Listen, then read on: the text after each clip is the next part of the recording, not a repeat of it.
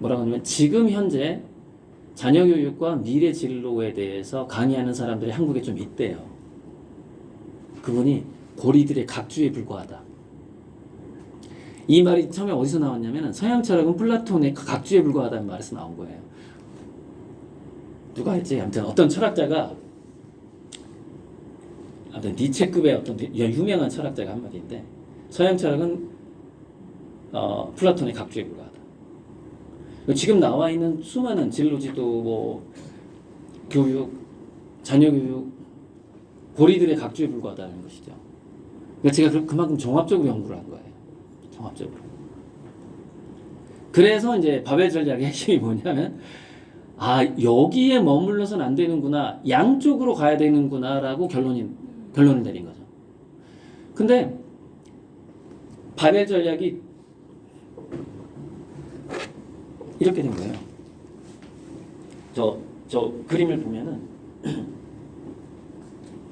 바벨이 덤벨이에요, 덤벨.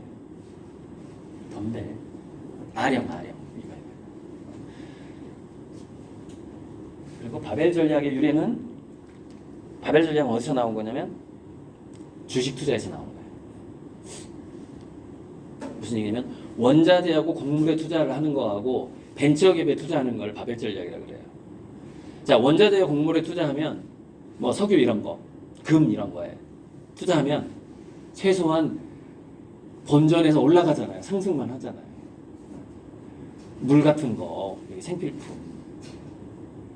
벤처기업은 20분의 1의 성공률이 지금 더 낮아질 수도 있는데 95%가 실패해.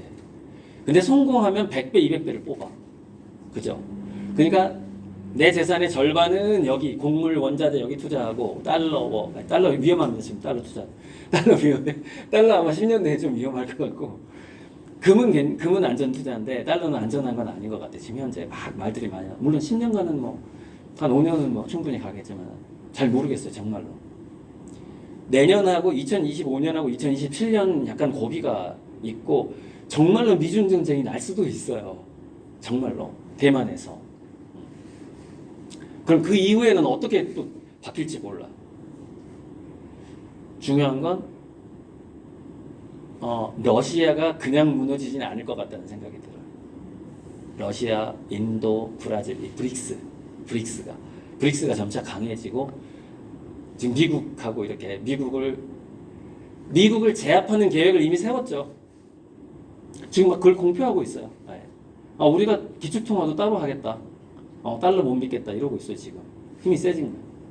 인도를 잡았다는 게 굉장히 큰 힘이죠. 중국보다 인구가 많잖아요. 자, 그래서 바벨 전략이 그런 건데, 저는 저기가 바벨 안에 또 하나가 있죠. 여기에 바벨이 또 있는 거예요. 이중 바벨인 거예요.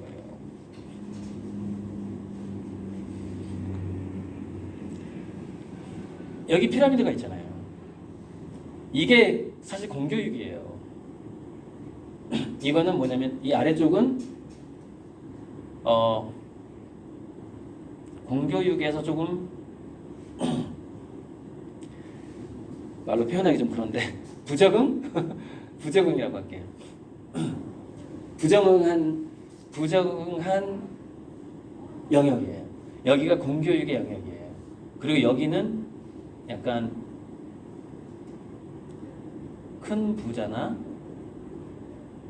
천재, 또라이 이의 영역이에요. 여기 천재들 중에 또라이가 좀 많잖아요.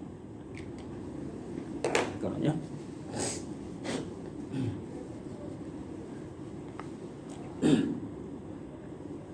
기후가 좀 안 맞아. 이렇게 출장 다니는 거였고. 자, 그래서 정리를 해보자면 이렇게 되는 거예요. 간단하게 이거 다 아실 텐데 여기다 제가 써놨잖아요. 수치화되고 언어화되는 것은, 그러니까 여기는 뭐냐면 이쪽이 공부를 잘하는 쪽이네. 이쪽이. 여기는 공부보다는 몸을 잘 쓰는 쪽이에요. 그러니까 아예 노벨상을 향해서 가든지 그죠? 또는 뭐 노벨 생리의학상 뭐 만약에 내가 우리 자식이 의대를 가. 근데 얘는 너무 상상력이 좋고 공부를 잘할 뿐만 아니라 얘는 의사하기에는 의사하는 걸 되게 지루할 애고 분명히 뭐 의료과학 연구실로 가래야. 그러면은 걔는 내가 부자가 아니어도 안전한 거죠. 왜? 그 친구는 여기서 여기나 여기에 해당하는 사람이기 때문에 그래요. 그래서 여기다 제가 오무라 이게 다 노벨상이거든요. 투유유하고 오무라 사토시가 있는데 그 공부를 잘하는 두뇌 중에서도 ADHD형의 연구가가 있고 자폐증형 연구가가 있어요. 두뇌의 스타일이 여러 가지가 있어요. 제 PPT 중에는 이제 뒤로 가보다 보면은 두뇌 스타일에서도 정리해 놓은 게 있어요. 아, 그럼 우리 자녀의 두뇌 스타일은 한 5가지 정도 된다고 보시면 되거든요. 근데 그 중에서 공교육에 적응을 못하는 스타일이 3가지 정도 돼요. 그러니까 원래 재능이 있는 애도 공교육에 적응 못할 확률이 65% 이상 됩니다. 근데 걔네들을 공교육에서 낙인을 찍어버려요. 낙인. 저 두사 아마 오무라 사토시인가 마이클 패러데이인가 그 노벨상 받은 과학자 중에서 여기 PPT에 나오는데 수학을 못하는 과학자라고 놀림을 받던 이렇게 조수 출신. 그러니까 정식 대학을 나온 사람이 아니고 무슨 연구실 조수 출신인데 이 사람이 전기 쪽에서 마이클 패러데이 맞는 것 같은데 전기 나오니까 거기서 엄청나게 성장을 하죠. 재능이 있었지만 어렸을 때 공부를 못했던 사람이에요. 인정을 못 받던 사람이죠. 자 슬슬 이제 본질로 가기 전에 이거 먼저 설명하고 지금 처음 아미고 아닌 분이 지금 다 아미고 맞죠? 근데 두 분만 아닌 건가? 두 분이 아닌 것 같아 지금 보니까. 네. 두 분이 아닌 것 같아요.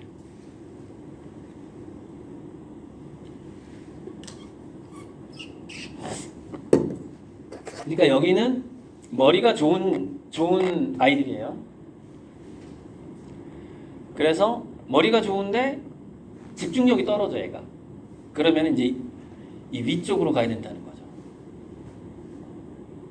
공교육의 성적을 올리는 것도 중요하긴 하지만 더 중요한 건 이거라는 거죠. 근데 얘가 아주 특정 분야를 막 좋아해. 자폐증형 두뇌라 그래요. 그러면은 디테일을 개발해야 돼. 깊은 독서라는 건 뭘 의미하냐면 한 분야만 파는 거예요. 한 분야만. 뭐 레고만 가지고 노는 것도 여기에 속해요. 레고만 가지고 노는 거. 물론 그건 이쪽인데. 자, 근데 얘가 이제 그 두뇌를 쓰는 쪽은 아니야. 그럼 이쪽으로 가는 거죠. 그건 암묵지라고 하는 건데 손을 쓰는 기술을 굉장히 일찍 개발해 줘야 돼요. 그게 독일의 마이스터 같은 거예요. 독일의 마이스터 같은 건데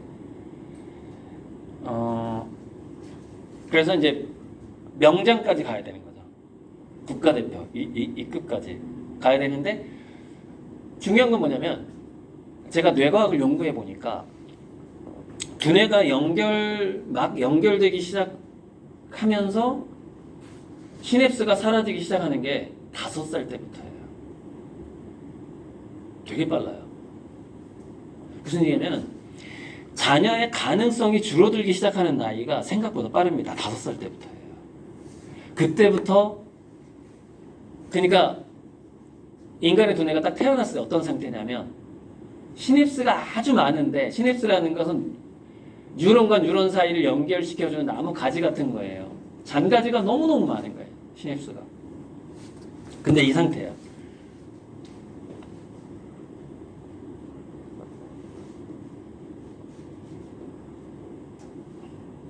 이렇게 있어요. 근데 얘가 막 잔가지가 많아. 이렇게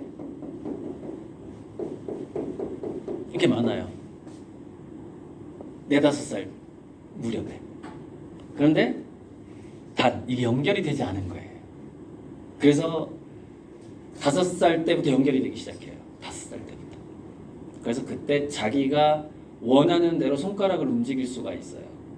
그래서 우리가 잼잼잼잼 뭐 뜨개질 막 했었잖아요. 애기랑. 그게 이거 연결시켜주는 작업이었어. 굉장히 뇌과학적인 교육이었던 거예요. 그게. 손가락을 많이 쓰게 했던 게. 그리고 그건 언어 교육보다 더 중요해요. 5세 전에는 두 가지가 중요한데 언어 교육하고 이미지 교육. 그림을 파악하게 하는 교육인데 그래서 내가 한글보다 한자를 먼저 교육시켜라 이랬던 거예요. 한자는 이미지이고 한글은 부호예요. 부호. 기호란 말이에요. 즉 그 모양하고 뜻에 연관성이 없어요. 그래서 한글을 먼저 교육시키지 말고 한자를 먼저 교육시키라 그랬던 거예요. 이미지하고 수작업, 손동작 이게 5살 전에는 한글 교육보다 더 중요해요. 훨씬 낙서하게 하는 거, 그 이미지 교육에는 막 낙서하게 하는 거. 그런데 이게 연결되기 시작하는 순간 뉴런하고 나무를 비유해 보면 뭐냐면은 뉴런의 시냅스가 연결됐다는 걸 그걸 발화작용이라고 그래요. 전기가 통한다는 뜻이에요. 발화됐다. 전기가 통한다. 그런데 뉴런의 특성이 뭐냐면 이게 연결돼서 전기가 통하기 시작하면 안 통하는 애들 다 죽여버리네. 햇볕을 못 받는 가지에 나무 스스로 체액하고 그러니까 채관하고 수관이 있잖아요. 그걸 막아버려요. 그래서 가지를 죽여버립니다. 그래서 산에 가면은 북쪽에 있는 가지들이 다 없죠. 아주 오래된 나무 봐봐요. 지리산 가면 남쪽으로만 가지가 있어. 왜? 북쪽 가지는 이미 어렸을 때 죽여버렸기 때문이죠. 나무가 스스로 죽입니다. 인간의 두뇌도 마찬가지예요.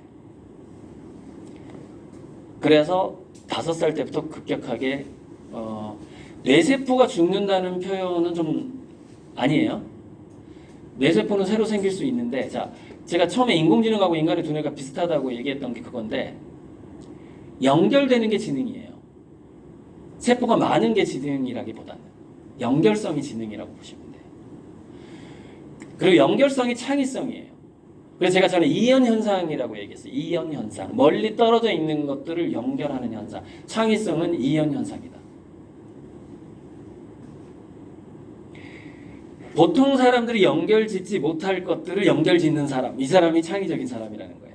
연결지어서 뭔가를 구조화시킨다거나 유용하게 만들어낸다거나 또는 아름답게 만들어낸다거나 하는 것들.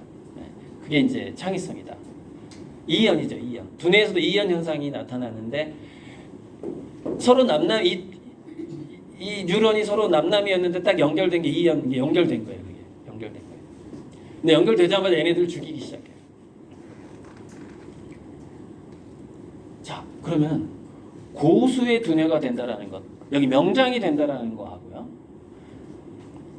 여기는 사실 고수는 아니거든요. 무슨 얘기냐면 착한 애들이야. 봉사정신이 많은 애들인 거예요. 그러니까 우리가 자식을 보면 강아지도 제가 보면 팔자가 있다. 여러분 고양이 관상 있는 거 고양이 강아지 키워봐요. 새끼 딱 낳잖아요. 관상이 딱 있어. 얘 IQ까지 다 나와요. 딱 얼굴 보면 진짜 강아지 고양이. 저 많이 키워봐서 알잖아요. 그래서 픽 한단 말이에요. 그러면 역시나 똥오줌을 잘 가려. 역시나. 강아지 고양이도 다 그래요. 우리 애를 보면 얘가 이게 가만히 앉아서 하루에 12시간씩 책을 읽을 놈인지 일찍이 아니면 얘가 지금 몸을 써야 되는 건지 감이 어느 정도 나온단 말이죠. 나온 다음에 여기서 얘가 국가대표하고 명장이 되는지 아닌지가 나온단 말이죠. 근데 여기 상당히 기회가 있습니다. 이 아래쪽에. 여기는 10만 분의 1이라고 그랬죠. 기회가 있지만 너무 희소한 거예요. 근데 의외로 여기가 기회가 많아요. 인공지능 시대에 대해서 얘기하는 거예요. 지금까지 시대를 말하는 게 아니에요. 뭐냐면 지금 이제 최근에 인공지능 스피커가 나오면서 미국에서 좀 충격적인 여론조사가 있었는데 미국에서 유치원생까지 해서 너랑 가장 친한 사람이 누구야 했더니 인공지능 스피커라는 대답이 나온 거예요. 엄마가 바빠가지고 안 놀아주는 거예요. 그래서 어린애들이 인공지능 스피커하고 대화를 나눠서 가장 친한 존재가 인공지능 스피커라는 그 여론조사가 나온 적이 있어요. 그래서 얘네들이 자라면서 완전히 사회가 바뀌겠구나 하는 생각을 했어요. 디지털 네이티브가 자라면서 지금 MZ세대가 디지털 네이티브잖아요. 상가의 풍경이 바뀌고 있잖아요. 사람이 없잖아. 다 키오스크로 하고.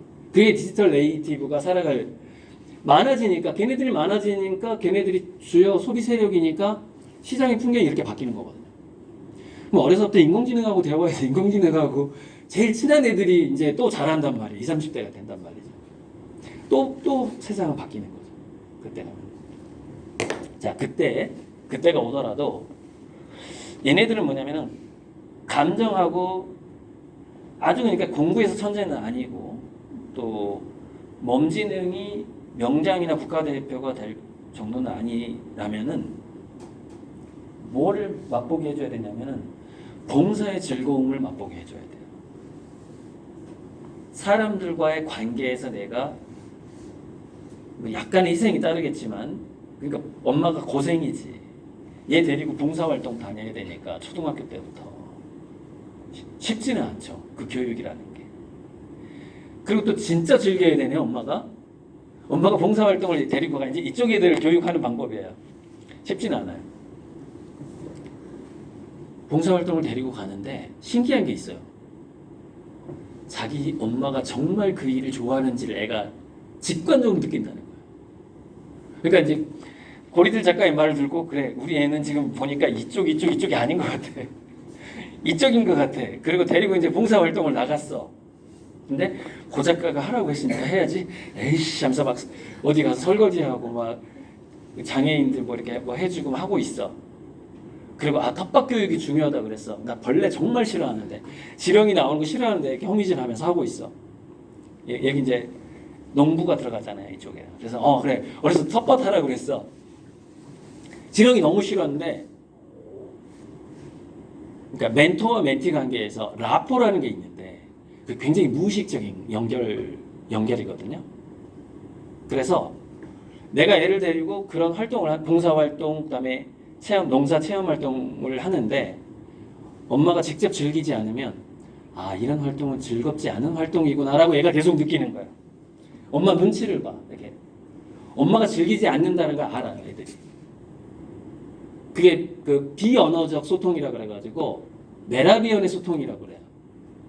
언어적 소통이 7%밖에 안 되고 메라비언의 소통이 93%더라. 비언어적 소통이 93%더라.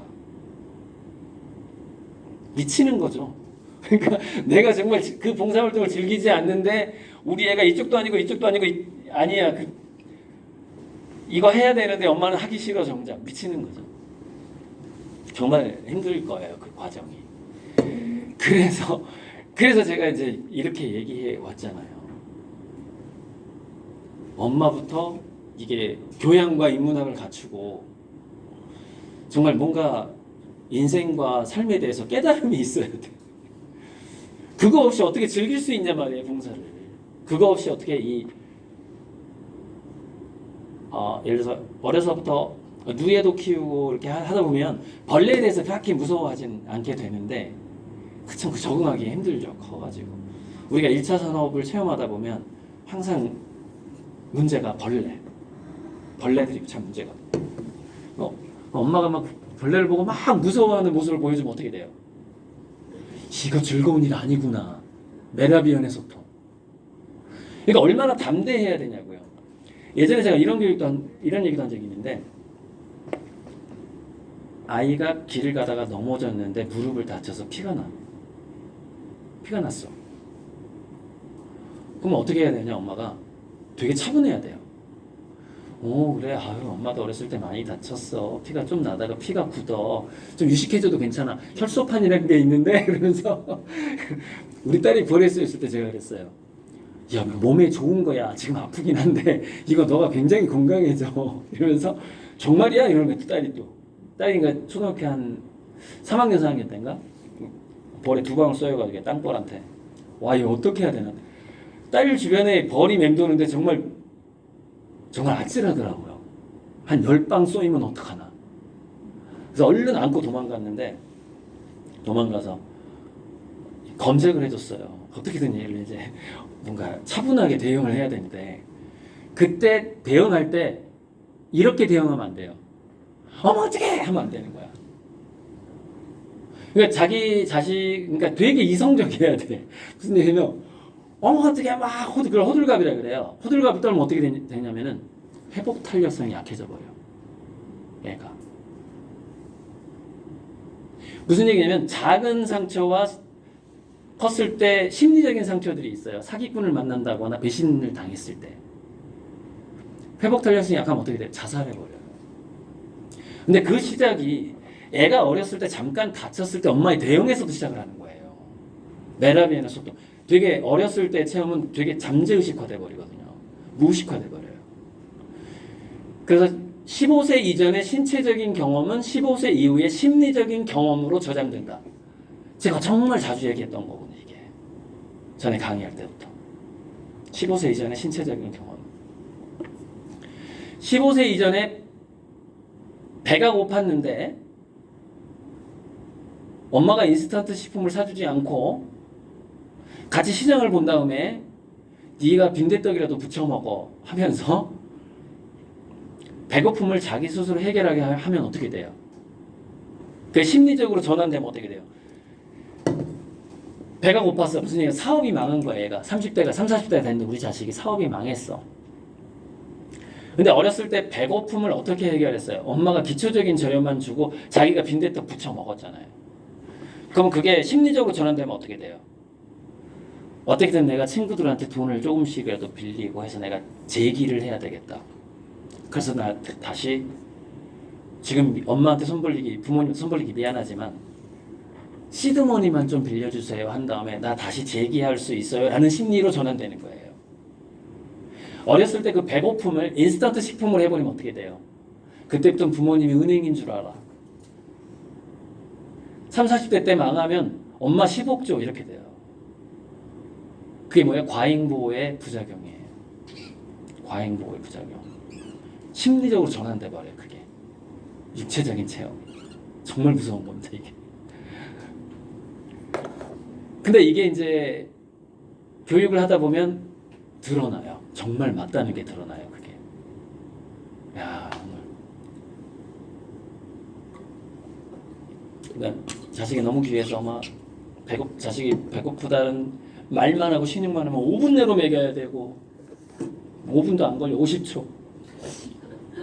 1분 이내로 먹여야 돼. 얼른 돈 주고 나가서 오뎅 떡볶이라도 사 먹어 이렇게 버리는 거야. 미래 자기 삶의 자원이 인스턴트로 나온 줄 알게 돼요. 내 노력이 들어가서 얻는 거라는 교육이 안 돼 버리는 거예요. 잠재적 교육이 안 돼. 그래서 가난한 척해라. 용돈도 특히 학교 앞에 오뎅 떡볶이 이런 거 분식집이 많은 시골에는 없는데 그렇죠. 도시는 많잖아요. 많았을 때 얘가 쓸 돈이 너무 제한적이지 않고 많아 버리면 배고픔을 즉각 해서 이렇게 해소해 버리는 거죠. 그게 이제 장기간의 집중과 계획과 노력을 못하는 애로 잠재화되는 겁니다. 그런 것들. 15세 이전에는 자, 도파민 얘기도 해야 되는데 자 이거 지금 다 끝냈나 모르겠네. 이제 거의 다 끝낸 것 같아요.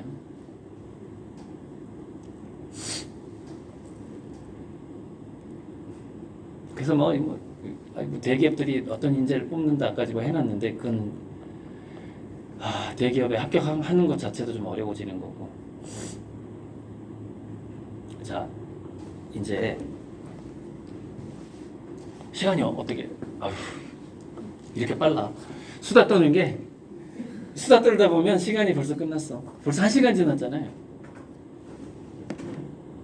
이거 1시간 넘게 녹화되네. 이거 1시간 13분 녹화된다. 질문 좀 받아봤으면 좋겠는데. 새로 오신 분들. 여기 제 강의 10년 동안 들었던 분들 많아요. 지금 이게 10년, 8년 다 재탕에 지금 이게 재미없어 지금. 재미없어가지고 미치겠어 지금 오른쪽에. 리마인드. 처음 오신 분들 이제 저한테 처음 들었을 수도 있고 아 정말 여기 문센을 통해서 오셨나요 혹시? 네, 문자. 롯데마트 이거 네. 광고 보고 오셨구나. 아니, 야. 광고가 아니라. 문자 이게 아니, 문자가 아니라 선거 문제고 유튜브 그때 문의하셨던 분이구나. 예. 연락. 감사합니다. 멀리서 오셨잖아요. 저쪽에 서쪽에선가 안에서 광화문에서 왔어. 광화문. 예. 멀리 오셨네 그래도. 그러니까 자 중용 얘기 좀 하고 마무리 좀 지을게요. 중용에 이제 맨 처음에 시작하는 게 저기 한자 잘 못 씁니다. 한글로. 중용에 몇 가지 키워드가 나와요. 천명이 성이라는 거예요. 이거는 번성을 의미해요. 번성. 그런데 이거를 솔성을 하래. 이 솔자가 거느릴 솔, 뭐 다스리다, 이끌다, 유인하다, 뭐 인솔교사 할 때 그 솔자인데, 그다음에 솔선수범 할 때 그 솔자예요. 그게 도리는 거예요. 근데 그 도를 수도를 하는 게 교육할 때 그 교라는 거예요. 이게 이제 일종의 뭐랄까 주경에 이제 딱 시작하는 거고 중용의 핵심이거든요. 근데 솔성을 보면은 타고난 본성이에요. 그냥 해석들을 보면은 솔성. 그러니까 중용의 저 세 가지 문구는 정말 태초에 말씀이 계시니라처럼 동양의 어떤 성경과 같은 그런 구절인데 괜찮아. 근데 해석이 문제가 된 거죠. 저게 어떻게 해석이 됐냐면 지금까지 특히 유교 쪽에서 인공지능 로봇이 없었으니까 어떻게 어거지로 짜맞췄냐면 이 천명을 해석할 때 직업 소명으로 해석하는 경우가 있었어요. 소명. 그걸 직업 소명설이라 그래. 나는 타고난 어부야. 그게 나의 천명이야. 나는 타고난 농사꾼이고 나는 타고난 선비고 나는 양반이고 뭐 귀족 천민까지 다 여기 들어가요. 천명이 운명이라는 뜻이기 때문에 이렇게 잘못 해석해 왔다는 거죠. 그동안 세뇌교육 되는 거예요. 이게 이 문구가 잘못 해석이 되니까. 근데 절대 아니에요. 천명은 그냥 본성이에요. 무슨 얘기냐면 인간성이라는 걸 의미하는 거예요. 진짜 인간성은 뭐냐라는 것이죠. 자, 호모 사피엔스냐는 거예요. 호모 사피엔스냐, 호모 파베르냐, 도구의 인간이냐, 호모 루덴스냐, 즐기는 인간. 최재천 씨가 얘기한 호모 심비우스냐, 공감하는 인간. 호모 뭐 되게 많아요. 되게 많은데 대표적으로 네 가지만. 심비우스는 관계 때문에 필요한 말이라고 생각해요. 호모 심비우스까지는. 이 네 가지가 인간성이에요. 인간성. 파베르, 루덴스, 우스, 사피엔스. 이렇게.